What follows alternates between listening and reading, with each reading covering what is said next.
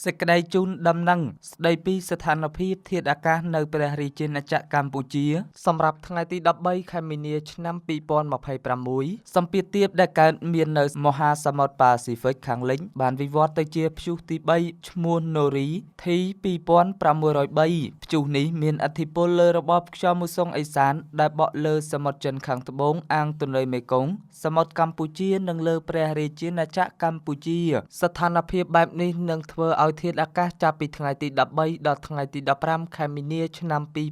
2026 សម្រាប់តំបន់វាលទំនាបសីតុណ្ហភាពមធ្យមអបបរមា 23 អង្សាសេ និងសីតុណ្ហភាពមធ្យមអតិបរមា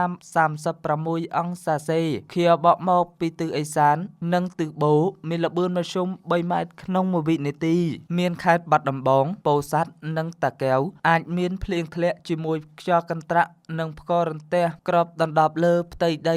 10% ចំណែកខេត្តបន្ទាយមានជ័យ សៀមរាប ព្រៃវែង កំពង់ធំ កំពង់ឆ្នាំង កំពង់ចាម ត្បូងឃ្មុំ កណ្ដាល ស្វាយរៀង និងរាជធានីភ្នំពេញពុំមានភ្លៀងធ្លាក់ទេ រីឯតំបន់ខ្ពង់រាបសីតុណ្ហភាពមធ្យមអបបរមា 22 អង្សាសេ និងសីតុណ្ហភាពមធ្យមអតិបរមា 35 អង្សាសេ ខៀវបក់មកពីទិសឧត្តរនិងទិសឦសានមានល្បឿនមធ្យម 2 ម៉ែត្រក្នុងមួយវិនាទី មានខេត្តកំពង់ស្ពឺ និងប៉ៃលិនអាចមានភ្លៀងធ្លាក់ជាមួយខ្យល់កន្ត្រាក់និងផ្គររន្ទះគ្របដណ្ដប់លើផ្ទៃដី